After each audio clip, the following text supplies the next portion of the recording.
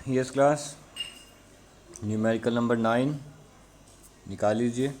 आज हम 2 सवाल कर पाएंगे क्योंकि आज के जो सवाल हैं वो बहुत बड़े बड़े सवाल नहीं हैं। ये 9वां और 10वां सवाल जो है वो दोनों ही एक टॉपिक पर बेस्ड हैं कि इन दोनों ही न्यूमेरिकल्स में एक ही बात पूछी गई है कि जो साझेदार रिटायर हो रहा है या मृत्यु हो रही है, जैसा भी है, तो जो मृतक साझेदार है या जो रिटायर्ड साझेदार है उसका पूंजी खाता किस प्रकार बनाया जाए। अभी तक पीछे वाले सभी न्यूमेरिकल्स में हमने पूरी फर्म की अकाउंटिंग की है, पूरी फर्म का रिवोल्यूशन अकाउंट, पूरी फर्म के पार्टनर्स कैपिटल अकाउंट, फर्म का balance sheet. But in 2 numericals में पूरी फर्म का ये अकाउंटिंग नहीं करवा रहा, ये केवल पर्टिकुलर जाने वाले पार्टनर की क्या करवा रहा है, अकाउंटिंग करवा रहा है कि जो साझेदार जाने वाला है उसका पूंजी खाता किस प्रकार से बनाया जाएगा। बाकी सबका नहीं, केवल एक आदमी रिटायरिंग पार्टनर का क्या बनवाया जाएगा, आपसे खाता बनाया जाएगा। ठीक है, चलिए आप पहले हम 9वां सवाल स्टार्ट करते हैं। आप अपनी बुक में देखिएगा भाई, 9वां सवाल है ये चैप्टर नंबर 3 का। ओके, PQR 3 साझेदार हैं जो लाभ हानि को 2-2-1 में क्या करते हैं, विभाजित करते हैं। साझेदारी संलेख के अनुसार एक साझेदार की मृत्यु पर उसके उत्तराधिकारी को निम्न राशियां प्राप्त करने का अधिकार है। मतलब यदि कोई साझेदार मर जाएगा तो उसके घर वालों को, उत्तराधिकारी का मतलब उसके फैमिली मेम्बर्स को क्या क्या प्राप्त करने का अधिकार है, उसके उत्तराधिकारी को क्या क्या मिलेगा। नंबर 1, उसके उत्तराधिकारी को क्या मिलेगा, पूंजी पर 12% ब्याज मिलेगा वार्षिक, और ड्राइंग पर 18% इंटरेस्ट देना भी पड़ेगा। पूंजी का ब्याज लेंगे तो ऋण का ब्याज देंगे। सैलरी मिलेगी 12,000 रुपये पर एनम वार्षिक। उसे लाभों में क्या मिलेगा, मरने वाले को हिस्सा मिलेगा up to date of death का मतलब है मरने की तिथि तक।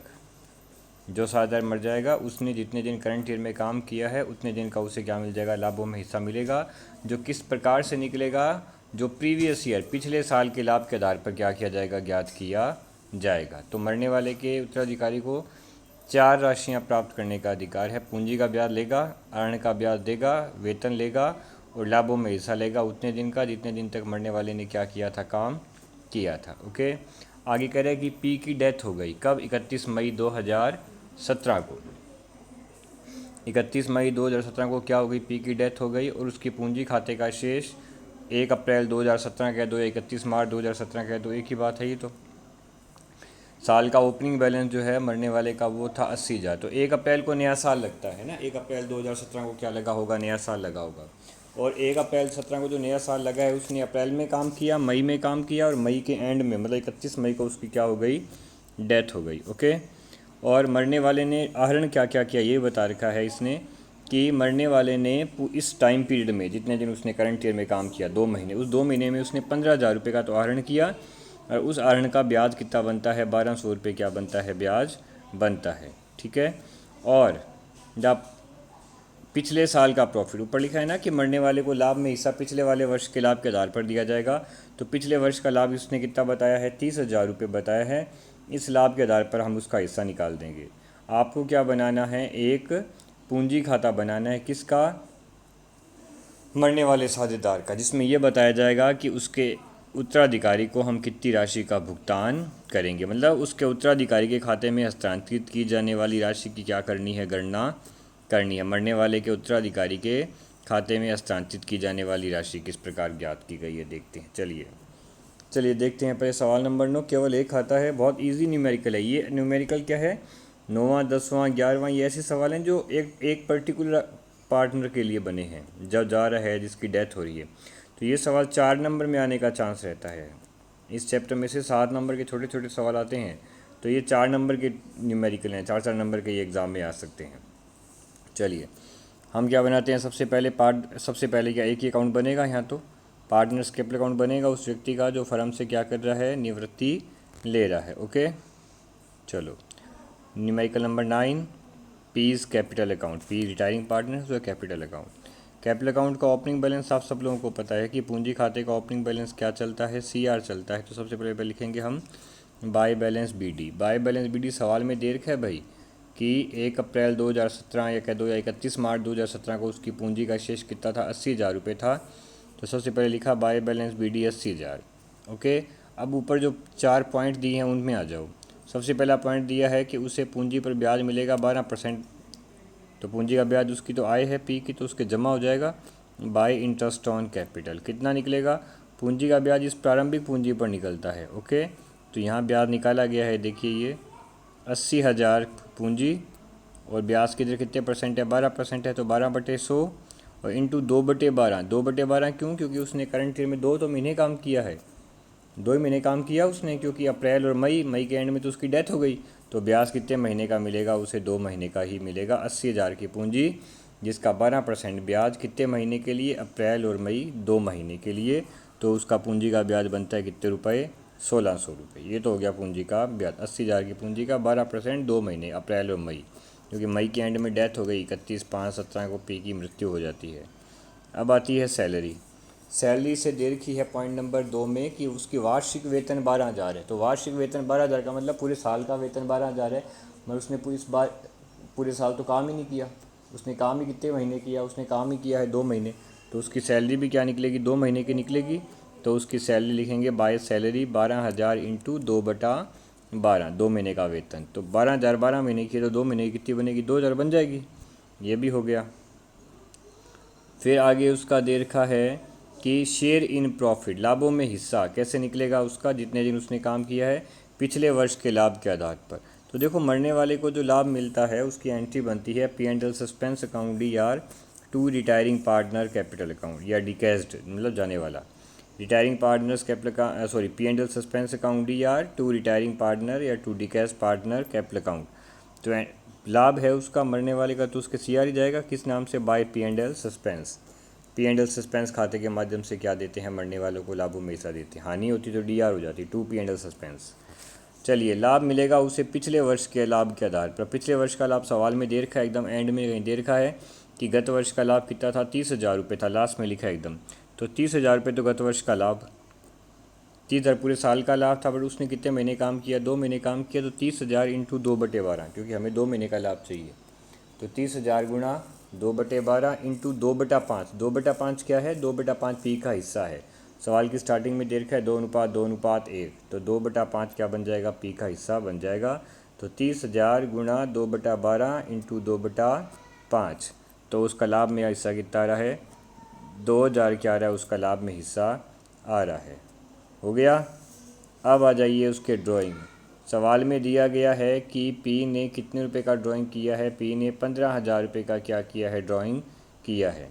तो ड्राइंग पूंजी खाते से कटता है, तो हम लिखेंगे टू ड्राइंग, कितने रुपए, 15,000 रुपये का ड्राइंग। फिर उस ड्राइंग का ब्याज भी निकाल के दे रखा है, ऊपर ब्याज की दर तो दे रखी है, बट तुम्हें ब्याज की दर का लफड़ा नहीं करना, क्योंकि उसने ब्याज खुद ही निकाल दिया कि 15,000 के कारण का ब्याज बनता है 1,200 रुपये। तो टू इंटरेस्ट ऑन ड्राइंग भी उसके खाते से कटेगा, कितने रुपए, 1,200 रुपये। हो गए सारे ट्रांजेक्शन कंप्लीट। एकदम छोटा सा सवाल था ये। अब क्या निकालना है, खाते का शेष निकालना है, और जो भी बैलेंसिंग फिगर आएगा वो उसके उत्तराधिकारी के खाते में क्या किया जाएगा, ट्रांसफ़र कर दिया जाएगा टू एग्जीक्यूटर। एग्जीक्यूटर का मतलब उत्तराधिकारी। तो टू एग्जीक्यूटर के नाम से बैलेंस उसके उत्तराधिकारी खाते में क्या करेंगे, ट्रांसफ़र करेंगे।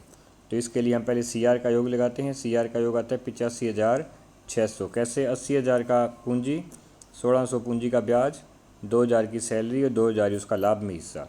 तो उसका कुल CR पक्ष बनता है 85,600।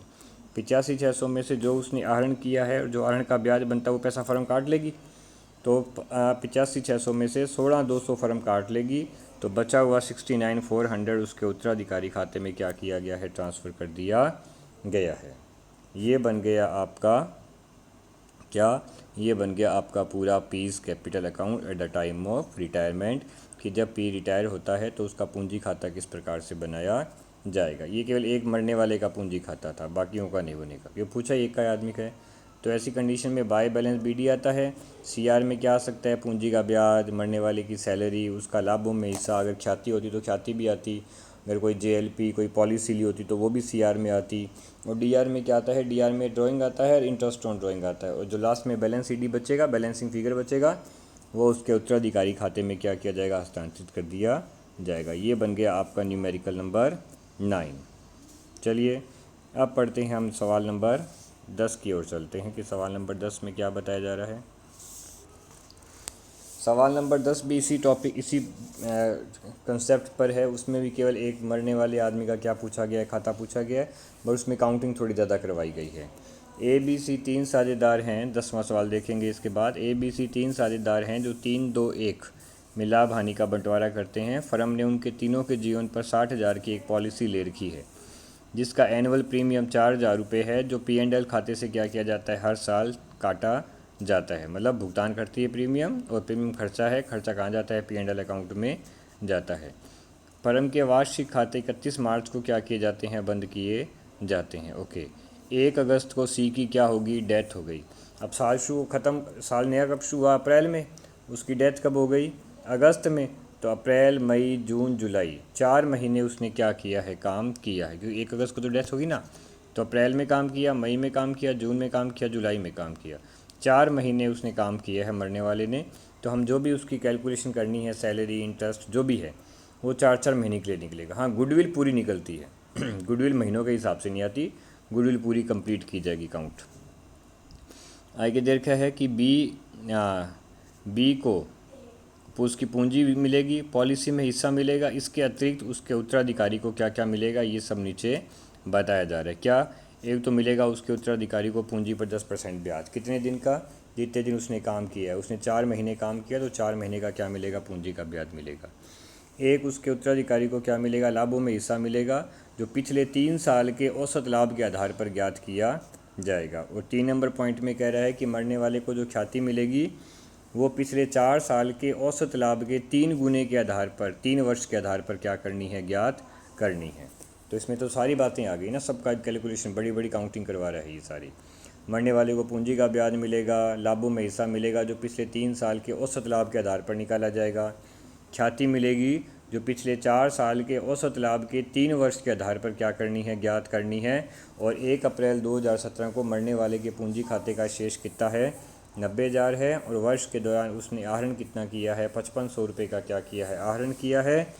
और पिछले 4 साल का क्या दिया गया है, लाभ दिया गया है, जो एवरेज प्रॉफिट निकालने में क्या लिया जाएगा, काम में लिया जाएगा। आप क्या बनाएं, आप पी का पूंजी खाता बनाएं। चलिए, numerical number 10, C's capital account, वही सब सिस्टम।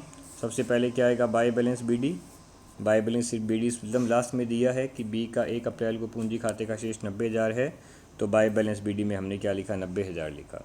इसकी सारी काउंटिंग मैंने की है, तो वो एक बार आप देख लीजिए ना, काउंटिंग सारी मैंने डिटेल में यहाँ पे सॉल्व कर रखा है सारा। स्क्रीन को अपन थोड़ा रोटेट करते रहेंगे, आप काउंटिंग देखेंगे सारी इसकी।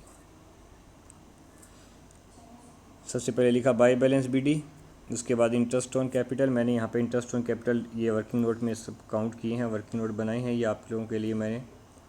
तो वर्किंग नोट में आप देखेंगे कि कैसे सारा काम चल रहा है। ये रहा इसका WN, ये पूरे सवाल के वर्किंग नोट्स इसमें चलेंगे नीचे वाले पोर्शन में। सबसे पहले हमने निकाला इंटरेस्ट ऑन कैपिटल, पूंजी कितनी है उसकी, 90,000। पूंजी पर ब्याज की दर देर की है, पॉइंट नंबर 1 में कितना परसेंट, 10%। तो 90,000 की पूंजी का 10% ब्याज कितने महीने के लिए, 4 महीने के लिए, अप्रैल, मई, जून और जुलाई का। तो 90,000 गुणा 10/100 गुणा 4/12, तो पूंजी का ब्याज कितना बनता है, 3,000 रुपये क्या बनता है, पूंजी का ब्याज बनता है। जो ऊपर हमने पूंजी खाते में लिख दिया है, बाय इंटरेस्ट ऑन कैपिटल, कितने रुपए, 3,000 रुपये। ओके, अब आ जाओ नेक्स्ट पॉइंट वाइज चलेगा। अगला पॉइंट है, मरने वाले को लाभों में हिस्सा मिलेगा पिछले 3 साल के औसत लाभ के आधार पर। तो calculation of C's share in profit till date of death, मरने के दिन तक के लाभों की क्या की गई है, गणना की गई है। कैसे, एवरेज प्रॉफिट निकालो पिछले 3 साल का। तो हम बैक से चलेंगे तो 34,000 का प्रॉफिट, फिर 6,000 का लॉस, फिर 26,000 का लाभ। तो 26,000 माइनस 6,000 और प्लस 34,000, ठीक है, ये पिछले 3 साल के लाभ ले लिए। तो 26,000 माइनस 6,000 प्लस 34,000, ये आएगा 54,000, और 3 साल का भाग लगाना है। तो 54,000 में 3 का भाग लगाया तो एवरेज प्रॉफिट तुम्हारा कितना आता है, 18,000 रुपये तुम्हारा एवरेज प्रॉफिट आता है। 18,000 तुम्हारा क्या आ रहा है, एवरेज प्रॉफिट आ रहा है। इस एवरेज प्रॉफिट में क्या निकालना है, सी का हिस्सा निकालना है। कैसे निकलेगा, 18,000 का लाभ, 18,000 का लाभ, और कितने महीने के लिए, 4 महीने के लिए, अप्रैल, मई, जून और जुलाई। 18,000 इंटू 4/12, 4 महीने का निकालना, 4/12 इंटू सी का हिस्सा है 3:2:1, तो 1/6। तो 18,000 गुणा 4/12 गुणा 1/6, तो उसका लाभों में हिस्सा कितना बनता है, 1,000 रुपये क्या बनता है, उसका लाभों में हिस्सा बनता है।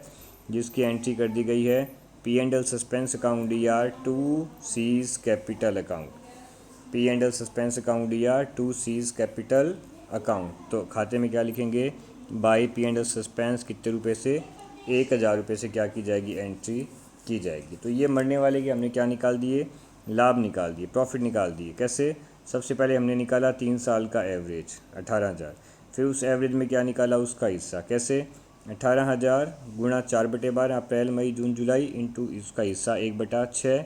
तो मरने वाले का लाभ 1000 आता है। एंट्री बनती है P and L suspense account D R to C's capital account 1000 रुपये। तो उसके खाते में क्रेडिट किए ना 2C, तो हमने CR में लिख दिया by P and L suspense 1000 रुपये का लाभ।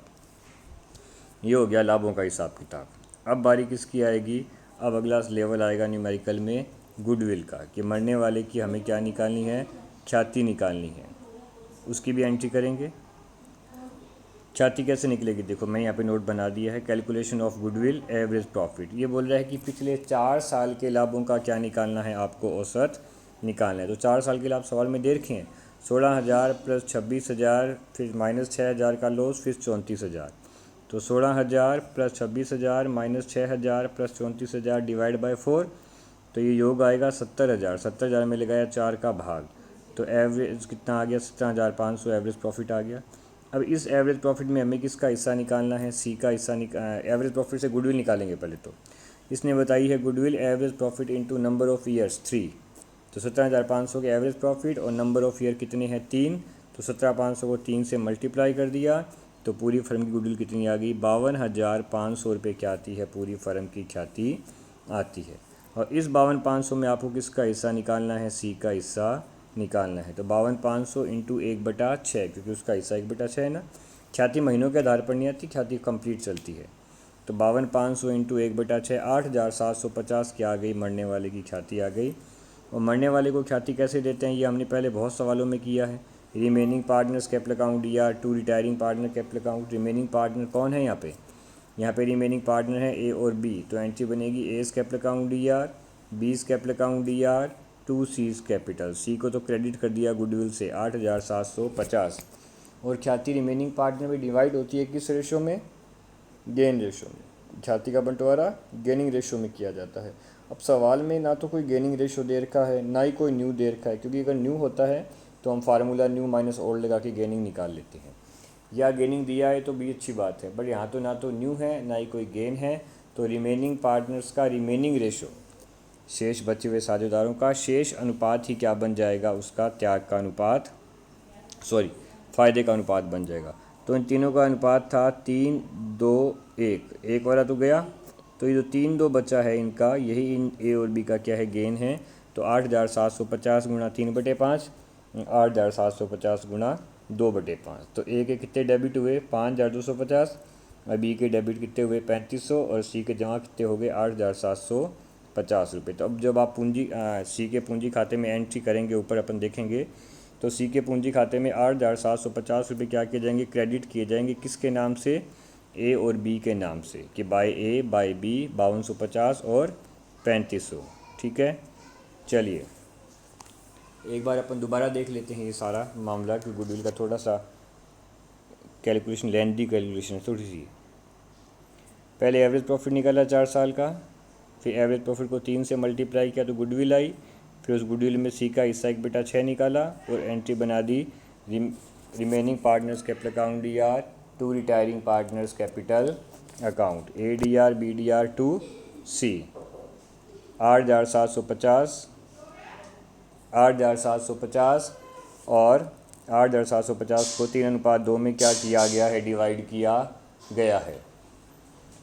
ठीक है, 8,750 गुणा 3/5, 8,750 गुणा 2/5। तो 5250 और 3550 उन दोनों के तो गए डी आर, और सी के क्या हो गए, सी आर।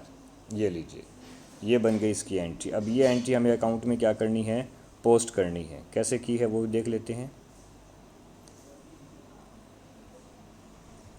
ये देखो, ये मैंने लिखा है बाय ए और बाय बी 5250 और 3500 रुपये हमने क्या कर दिए, गुडविल के उसके खाते में क्या कर दिए हैं, क्रेडिट कर दिए, बाय ए और बाय बी के नाम से।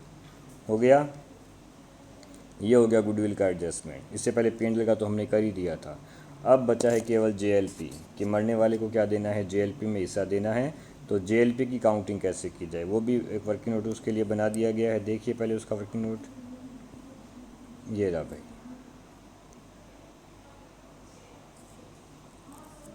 चलिए कैलकुलेशन ऑफ JLP। सवाल में दिया गया है कि 60,000 की JLP ले रखी थी तो एंट्री बनेगी cash account DR to JLP कितने रुपए, 60,000। फिर इसने लिखा है कि 4,000 का प्रीमियम भी भरते हैं, मैं वो प्रीमियम P&L से क्या किया जाता है, चार्ज किया जाता है। तो मैंने सारे का सारा P&L प्रीमियम खाते में क्या सारा का सारा प्रीमियम P&L खाते में क्या कर दिया है, डेबिट कर दिया है। एंट्री बनेगी P&L अकाउंट DR। ये एंट्रियाँ पूछी नहीं है सवाल में, ये तो मैं तुम्हें समझाने के लिए बता रहा हूँ। वर्किंग नोट में एंट्री करने की आवश्यकता नहीं है। आप ये JLP वाला तो इतना लफड़ा चाहे नहीं करो, आप सीधा पोस्ट ही कर देना खाते में। गुडविल का है, प्रॉफिट का है, वो तुम्हें सारा जैसे मैंने काउंटिंग किया वो समझाना पड़ेगा।